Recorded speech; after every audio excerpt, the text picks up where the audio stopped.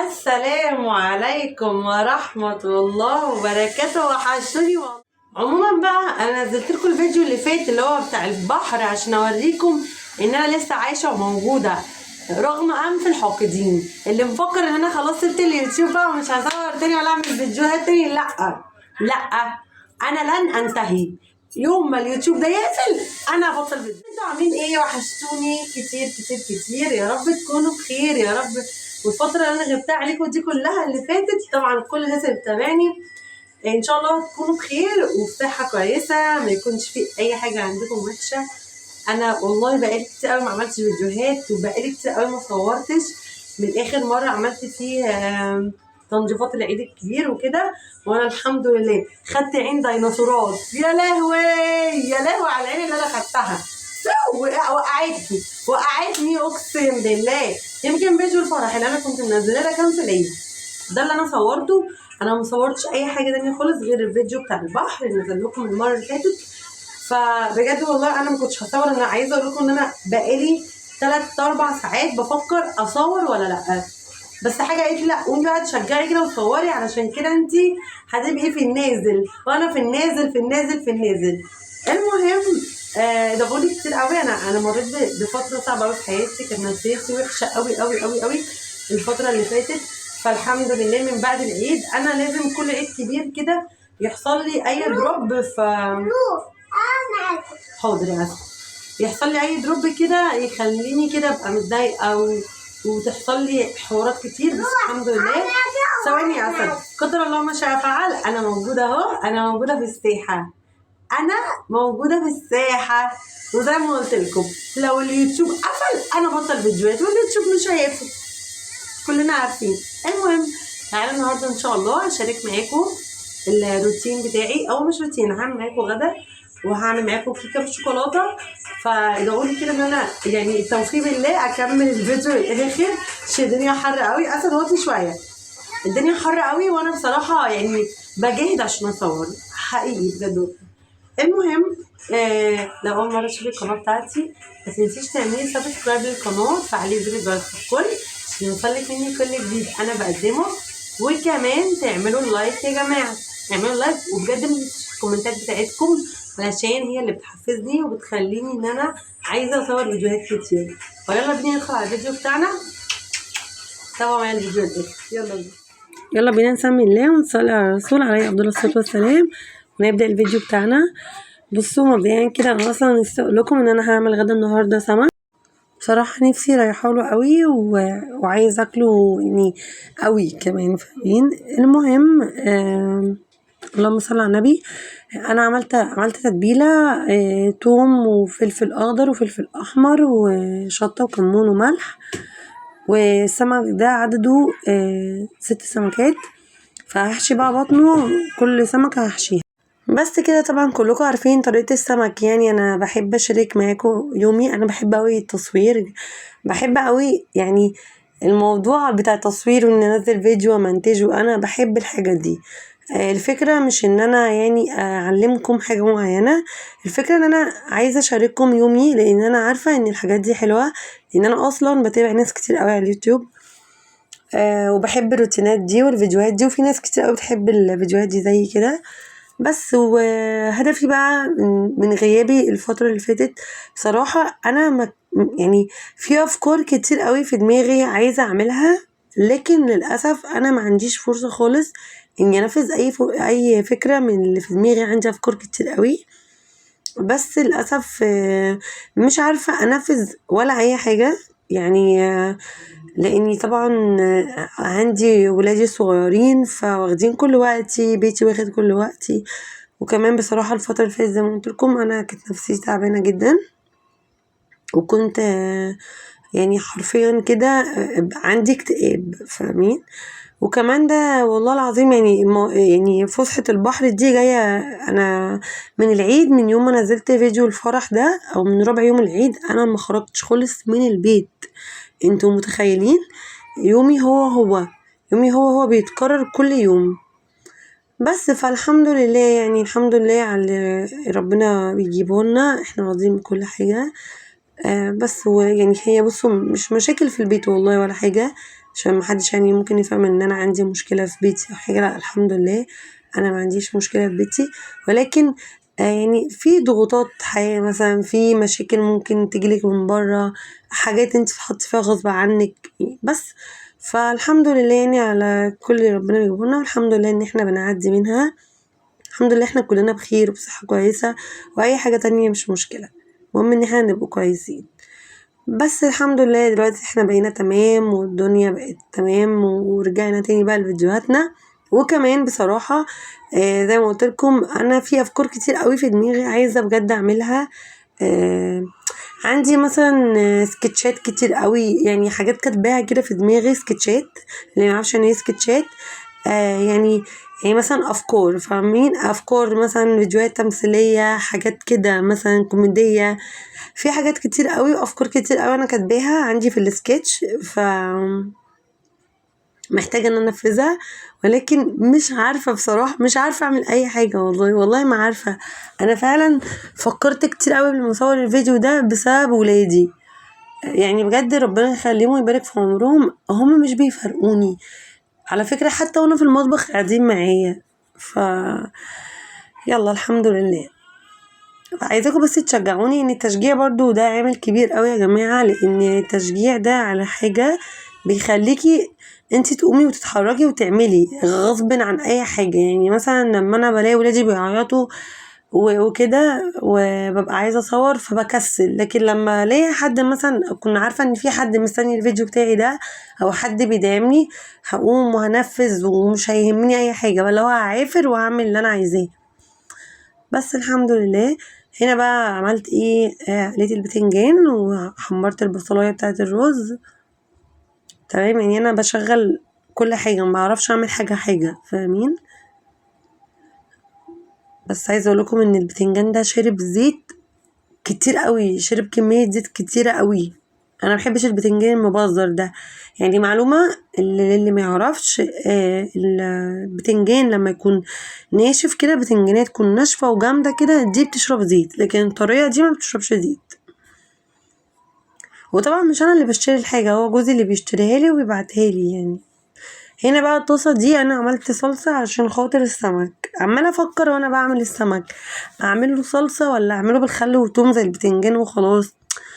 فانا بصراحه بحب قوي اللي هو بصلصه ده. يعني عايزه اقول لكم في بتنجانين في يعني شريحتين بتنجان هنا يبان لكم ان هما محروقين، بس هما مش محروقين، هو لونهم بس يغمق شويه.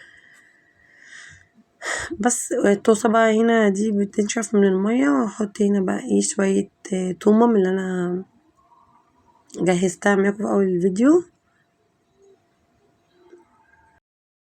وبعدين بقى هضيف الطماطم، شوية فلفل اسمر، لا ما بحطش فلفل اسمر، شوية ملح، شوية اللهم صل على النبي، شطة وشوية كمون. وهنا الفلفل اهو قليته. ما بحبش اقلي الفلفل قوي، اللي هو يعني اللي هو يكون مقلي قوي، علشان خاطر بيطرى قوي، يعني بيطرى بيبقى طعمه مش حلو. بحبه اخليه يعني ناشف شوية كده. بس عايزة اقول لكم ان انا بجد حلمي ان انا اوصل لهدفي في اليوتيوب بجد والله. بس انا عارفة ان ده عايز سعي، عايز انك تكوني تشتغل على نفسك كتير في ظل ظروف انا غصب عني، يعني ولادي وبيتي. مش بصوا سيبكم من البيت، اني انا اصلا يعتبر محتواي كله هو البيت، اللي هو روتينات الغدا، الترويق، التنظيف، ده سهل. لكن لما يكون ولادك حواليكي انتي بتتلخمي، فاهمين؟ اكيد يعني اللي عندهم اطفال بيبقوا فاهمين اللي انا بقول عليه. بس فالحمد لله على كل حال. عايزكم بس تشجعوني تعملوا لايك للفيديو بقى، مش هقولكم روقوا عليا عشان انتوا مش بتروقوا عليا، عايزاكم بس ايه يعني الفيديو ده لو عجبكم تعملوا لايك عليه.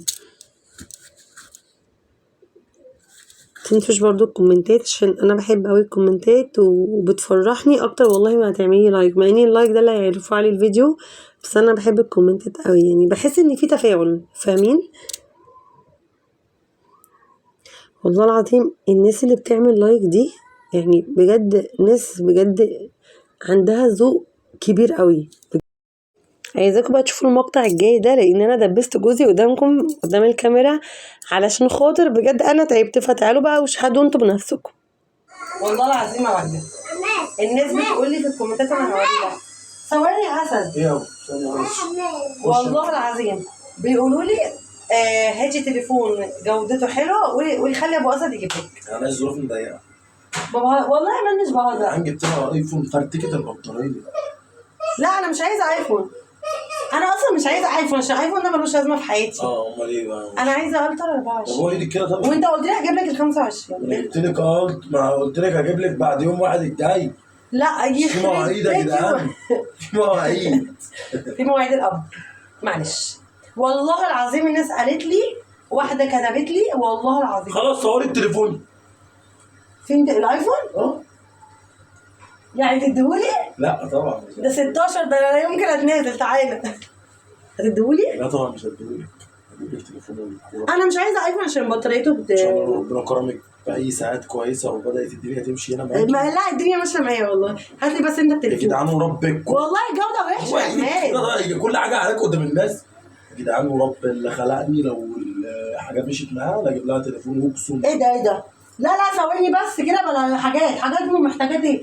هو من غير في ناس بتصور بتليفون صيني عماد ما بهزرش. وناجحين. صيني وفي تليفونات صيني دلوقتي. بص والله العظيم ده لو انت ما كنت بتجيب لي تليفون انا كان اصلا بفكر في قناه. طب يا ظروفي ضيقه انا. طب دلوقتي هعمل ايه؟ ظروفك ايه؟ وربنا ضيقه. ضيقه فعلا. يا ربنا يكرمك ان شاء الله. ايه اللي كده بتسوي؟ عماد ما بهزرش والله الناس كسفوني. قالت لي ناس كسفوكي. عارفه واحده قالت لي ايه والله اوريك الكومنت. قالت لك ايه؟ قالت لي لما ربنا يسهل عليكي، يعني يسهل عليا ان انا يعني معيش. رب اقسم بالله انت ست محترمه وانا بعزك وبحترمك. انت تعرفهم منين؟ كلمه ايه ربنا يكرمك. ما بيكرمهاش اختي. ما بيكرمهاش خالص. ما بيكرمني من عندك. ايه؟ يا رب مش انت البنك بتاعي؟ ابعت لي يا رب مصلحه. عماد بالله عليك وعدني كده قدام التليفون دلوقتي. وعد من قذافي يا مدحت رئيس ام اسد ان شاء الله لو ربنا كرم. ايه ده والله عماد ما بهزرش. ربنا مش هيكرم. استنى ما عشان ربنا يكرم لازم تجيب لي تليفون. وانا هاكل يا جدعان ولا ايوه انت لسه هتشتكي للناس. ولا اسد تبني ما بقالي ما بجيبلوش حاجات حلوه وهي مضيعه فلوسنا على بابا. كداب. ويا ريت الناس فاكراها حتى الناس حلقلها وانت في الكومنتات اختي يعني سبت لكل حاجه. مش واحده بس اللي قالت لي. يعني انتوا سبتوها. مش واحده والله العظيم قالوا لي جوده التصوير وحشه فعلا. جوده الصوره لا يا ابني انت بلاش. بس ايه اعمل اللي انت عايزه انت حبيبي. اسد قول له يجيب لي تليفون. انت اجيب؟ اوكي. بالله عليك يا مدوعه. طب رب اللي خلانا نجيب لها حاجه الاول يا جدعان. يوم واحد الجد تعمل اي حاجه. لا انا مش عايزاها دلوقتي. طب شوفيها وبعد كده غيري بقى. لا انا عايزه التليفون يعمل بدل الناس قالت لي الجوده وحشه يبقى لازم اجيب تليفون. خلاص هقول التليفون بتاعي. التليفون بتاعي اوبو ابيعها واجيب لك تليفون 24 الترا لما كان حمدان. هو حمدان ما بيجيش؟ سبحان الله. تليفونات الارض كانت محطوطه ببلاش. بالله عليك. اقسم بالله من ساعه ما قلت لهم اسد عايزه تليفون الترا وقال لي مفيش تليفون بيقعد عندي. كل التليفونات بتيجي من هنا تمشي. عشان حظي الاسود. طب قلت لي 25 بقى انا صبرت كتير. ليه؟ طب بصوا بقى. مش حلو 25 سنة اليوم ال 24 احلى من 25. ليه؟ اقسم بالله. بس يا زوزو التاني قصير كده؟ قصير؟ يا عم انا بحب القصير.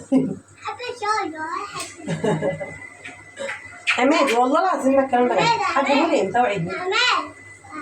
فاكر لما خدت تليفوني الايفون هو عدني ان انت تجيب لي تليفون وانا خسرتيني في قولي لهم خسرتيني في كام؟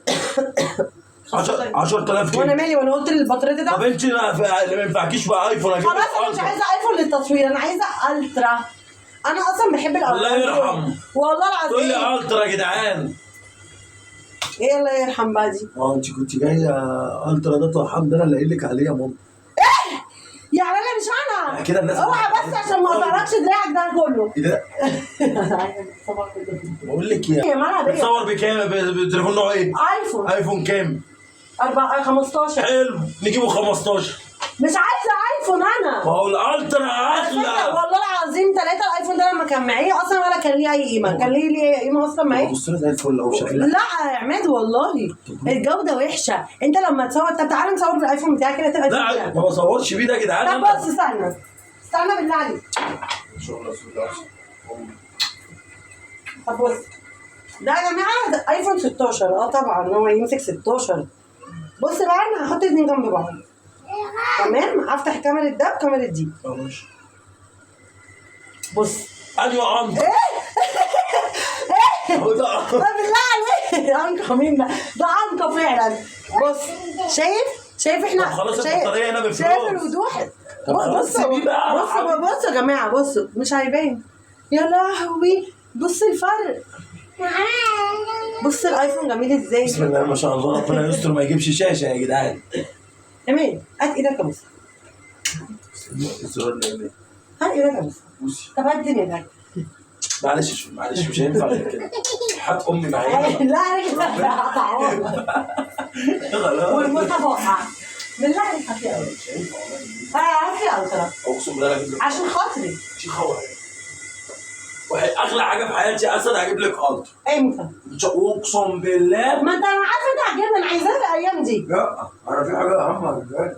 طب هتجيبوا لي امتى؟ طب قبل ما نروح المصيف ان شاء الله لما نروح المصيف. بالله عليك اجيب بس بتاع اللي هتطلع بيها المصيف دي عشان دي اهم حاجه. شوفيها الاول. طب ما تتكلمش. جايب لها هديه جامده اقسم بالله. دي ماشي دي خناكره خيري. لا مش هاجي. دي واخده كل فلوسي في السمك والبطاطس والخضار. في الاخر فلوسك. انا عاملوك حاجه كده عندنا هجيب لها في موضوع كده. بس ماما اسكت بقى. في مفاجاه جايه. طب ماشي، انا عاملوك حاجه باللي انت بتقوله. يا بنتي بتكسبي ايه من هنا؟ ما انا هكسب خلاص يا جماعه، قدامي شهر واقبض. شهر؟ ايوه اهو يا جدعان. طب اقسم بالله لو قبضت 5 جنيه اجيب لها مش ايفون 15 يا عم بس اجيب لها بقى. 25 هو أنا محتاجة أقبض وابقى حاجة. مش كويس لو ما جبتوش. اوعى ايدك بقى كده. طب بالله عليك مين احلى، انا ولا انت؟ الناس اللي تقول كل حاجه يا جدعان. اهو مين احلى؟ ايه دي؟ بس انا عشان ناخده سكرين نعمل كده. ده خدنا سكرين يا جدعان. لا ما تتكلمش. مين احلى بالله عليك يا جدعان؟ كل الحياه بتاعت ربنا.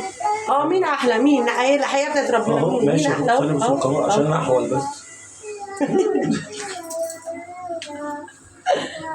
خلاص يا عماد، يا رب يسترك يا عماد ويحنن عليك يا رب ويرزقك بفلوس من حيث لا تعلم عشان نركب التليفون.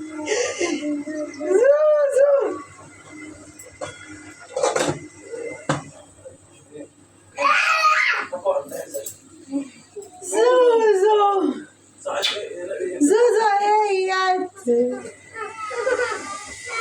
ما تشوفوا من امها. بحبك قوي.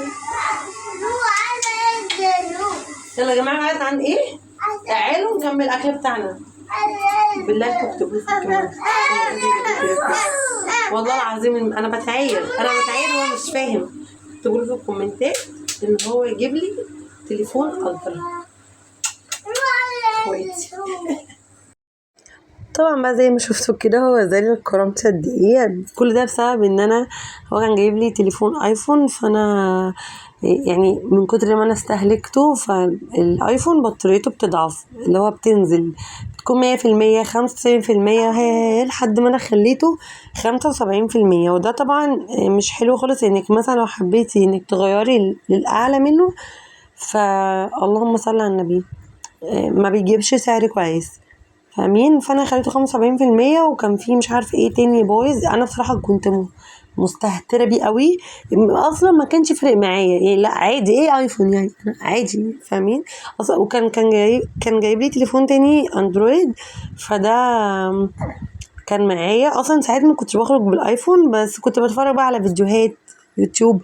وعايزه اقول لكم ان وقتها ما كنتش بصور كتير اصلا، لان انا كان وقتها عندي نت هوائي، فالنت الهوائي ده صعب قوي في التحميل، وكمان الايفون وحش قوي في التحميل قوي، فاهمين؟ فاللهم صل على النبي. عايزه اقول لكم ان اندرويد في كل حاجه حلو وفي التحميل كمان. فانا بجد هموت على الالترا، عاجبني قوي. وعايزه اقول لكم ان هو جاب لي تليفون الترا 22 وانا بوظته حرقته وقلت لكم قبل كده. فهو بقى زي كرامتي علشان خاطر انا ايه يعني مش مهمله والله، بس هو بيبقى نصيب يعني.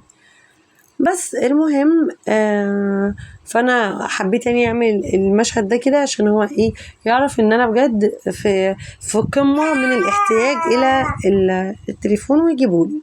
كمان بصراحة عايزة اقول لكم حاجة، ان التليفون ده مش مشجعني. هو فعلا في ناس بالتليفون قد كده ممكن تنجح، بس انا يا جماعة انا بحب اشتغل على نضيف، انا ليه امرمط نفسي؟ بص والله زعلني عمال يقول لي محدش فاكرك ولا حد. اخصى عليك يا ابو اسد، اخصى عليك بجد. انا محدش فاكرني والله، ده انا عسل، ده انا سكر والله. اللي افتكرني، مش فاكرني ان شاء الله، مع انه افتكرني الحمد لله، واثقه في نفسي. المهم بقى تعالوا نقلي السمك مع بعض. عايزه اقول لكم اني هو وانا بعمل اكل بيجي يقعد معايا كده في المطبخ، يعني دي الفقره بتاعه الفضفضه وانا بعمل اكل. هو دايما بيجي وانا بعمل اكل، فقره الفضفضه، فقره الشكاوي، فقره الخناق، كل ده وانا بعمل اكل. وبعدين بناكل وبعد كده خلاص ما بنتكلمش ليه مع بعض غير بقى عادي يعني كلام عادي. بس لكن في المطبخ انا بعمل اكل يقعد بقى يتكلم معايا اللي حصل النهارده، اللي مش عارف ايه، رحت جيت، عايزه اعمل، عايزه اسوي، واحلامه كلها بتتبنى وانا بعمل الاكل. وانا صراحه ما احبش وانا بعمل اكل او بعمل حاجه في المطبخ حد يعطلني ويقعد يلوك عليا، يعني ما بحبش كده، بحس ان انا بتعطل. هنا بقى خلاص السمك اتقلى، وانا سبت خدت 2 ناشفين، واحده فصصتها الولا السودا هو واخته، وواحدة سبتها لعماد عشان عماد ما بيحبش، اللي هو ابو اسد يعني ما بيحبش السمك بصلصة، يحبه ناشف كده. بس يا توته هغرف بقى الرز، ودي السمكية بتاعته اللي انا سبتها له. عايزه اقول لكم انا بحب اكل السمك سخن، ما بحبش اكل السمك بارد ابدا. فيعني انا بحب السمك يكون سخن كده والدخانه طالعه منه، او اي اكل عموما بحب اكله سخن.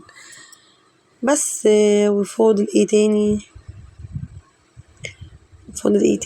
كنت عايزه اعمل سلطه، بس ما كانش عندي خضره ولا كان عندي خيار. بقى اصلا يعني مش على طول بحب الخضره، ولكن انا ما كانش عندي خيار، فقلت بقى انا هعمل طماطم وبصل بس، هو على ايه مش مشكله، كده كده الاكل كله حرش يعني، مع اني بحب السلطه جنب الاكل. اسم الله اسم الله. خلاص كده بقى كنت خلصت، ويلا بينا عشان ناكل.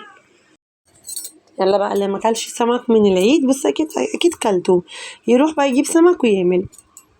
تعالوا بقى نعمل كيك بالشوكولاته، ودي طريقتي وحلوه قوي هتعجبكم. اول حاجه عندي كوبايه لبن عادي، ممكن يكون ساقع عادي، بس هو هقولك يعني مثلا لو هتعملي كيك ساده بيبقى حلو قوي ان اللبن يكون دافي شويه، ده برضو من نجاح الكيكه. تمام. لكن انا كوبايه اللبن دي كانت عادي بارده جدا، فهجيب نص كوبايه سكر. مش حابه ان الكيك بتاعي يكون محلي قوي، عشان ما بحبش الكيكه تكون محليه قوي، يعني ما بحبش اوصل لدرجه ان هي تجزع نفسك، فاهمين؟ هنا بقى بصراحه اتضايقت قوي، لان انا كنت عايزه اخلي الخليط تقيل عشان اخد منه كوبايه، ودي طريقه الجاتو شاتو. بس هي بصراحه في النهايه مش هتبقى طريقه جاتو شاتو، هقول لكم ليه دلوقتي. بس الكيك كان تحفه، كان تحفه قوي وحلو قوي. هنا بقى حطيت كوباية زيت. بصوا انا في الاول عملته بالمضرب، كنت مفكرة ان هو هيتقل معايا زي ما بعمله على طول في الخلاط، ما تقلش. فجبت الخلاط وضربته برضو ما تقلش، قومه بقى يعني سنة تقيل سنة، فقلت يمكن لما يقعد يتقل، بس برضو ما تقلش. مش عارفة ده صراحة سببه ايه، بس بصراحة اتضايقت قوي ان انا كنت عايزة الشوكولاتة تبقى تقيلة. بس فيلا الحمد لله الكيكه كانت حلوه قوي وكان طعمها تحفه. المهم هنا بقى خدت كوبايه من الكيكه. بصوا بقى مش شوكولاته، كوبايه لبن. هي كوبايه، المقدار واحد، كوبايه لبن وكوبايه، لا انا حطيت كوبايه ونص لبن عليها كوبايه الا ربع لبن، عليها نص كوبايه سكر، وبعدين زودت شويه سكر تاني لما لقيته ان هو مسخ شويه، يعني كوبايه الا ربع. تمام. وكمان عملت ايه، وبكوين فانيليا وضربتهم كده، وبعدين خدت كوبايه من المسحوق بتاع الشوكولاته ده حطيته في الفريزر. وهنا الباقي ده حطيت عليه بيضتين، وبعدين ضربته في الخلاط وفضيته هنا بقى في البوله. وهبتدي هنا دلوقتي ان انا ايه، احط بقى المكونات الجافه عليها. حطيت شويه سكر لاني حسيت ان هي هتبقى مسخه قوي، بس هي طلعت في الاخر يعني مظبوطه قوي. تمام. حاولت ادوب السكر، وبعدين جبت كوبايه دقيق، ولازم تنخليها كده علشان خاطر ما تكونش فيها بس ايه دي اللي هو يكون مكلكع ده. ولازم الدقيق بتاع الكيك يكون دقيق اللي هو في الاكياس علشان خاطر يديكي نتيجه كويسه. وعايزه اقولك حاجه تانية، لو انت مثلا، وده اختياري، لو انت عندك مثلا زيت ذره اعملي بيه الكيكات كلها. يعني مثلا ممكن تجيبي ازازه دي ما تستعملهاش، انا عارفه ان هي غاليه، بس انا بعمل كده. يعني انا بجيب زيت ذره بستخدمه الكيكه بس بصراحه، وباقي الاكل بستخدمه بالزيت بتاع القلي عادي، لان انا يعني انا اصلا ما بطبخش غير بالسمنه، الطبيخ بالسمنه، لكن الزيت التاني بجيبه للقلي، لكن حرام اجيب زيت ذره اقلي بيه، فاهمين؟ بس بجيب بقى زيت ذره ده بخصصه للكيكات والحلويات عموما. يعني الكيكات اللي هتحط فيها او الحلويات اللي هتحط فيها زيت انا بحط فيها زيت ذره، تمام، او اللي هو الزيت النباتي يعني. والدقيق لازم يكون اللي هو في الاكياس عشان خاطر اللي هو اللي بيبقى سايب ده ما بيكونش حلو، وبيغمق الكيك بقى. لو الكيك هيكون كيك فانيليا فبيبقى غامق قوي، لكن لو جربتي تستخدمي الدقيق اللي في الاكياس ده هتلاقي ان الكيكه معاكي طالعه يعني بيضه وجميله. هنا تقريبا حطيت مقدار اللبن مقدار الدقيق، يعني كوبايه ونص دقيق هي كوبايه ونص لبن، الكوبايه واحده. لو انت عايزه تعملي كميه زياده ضعفي المقادير، فاهمين؟ اكيد كلكم فاهمين طبعا. بس كده بقى، وهعمل ايه رشة زيت في الألمونيا الصينية بتاعتي، وهضيف بقى المسحوق بتاع الكيك كله والاسباتولا بقى، وهنزل كل اللي في البولة ده لان حرام. يعني الاسباتولا دي حلوة قوي، يعني حلوة قوي في ان هي بتخرج لك كل الحاجة. طبعا هنا كنت انا مشغلة الفرن، عايزة برضو انزل اللي في الاسباتولا بس حرام برضو يعني.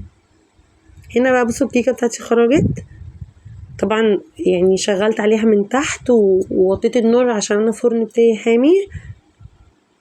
بس ببتدي بقى ان انا اعمل خروم كده علشان خاطر اهويها يعني، وبعدين هجيب كوباية كاكاو كده صغيرة واحط فيها معلقة سكر وهرشها كده من فوق علشان خاطر الكيك بتاعي يكون طري.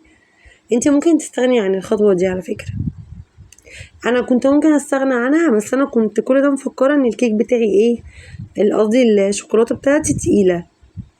بصوا بقى الكيكه عاليه وجميله قوي، وبشرت عليها من فوق شوكولاته كده سايحه، عايزه اقول لكم بتتفرفت من كتر ما هي هشه، وده باين. الكيكه عندي اهم حاجه ان هي ما تكونش مكتومه. بصوا بقى مش لازقه ولا محروقه ولا اي حاجه. يلا باي باي، اشوفكم على خير الفيديو جاي، مع السلامه.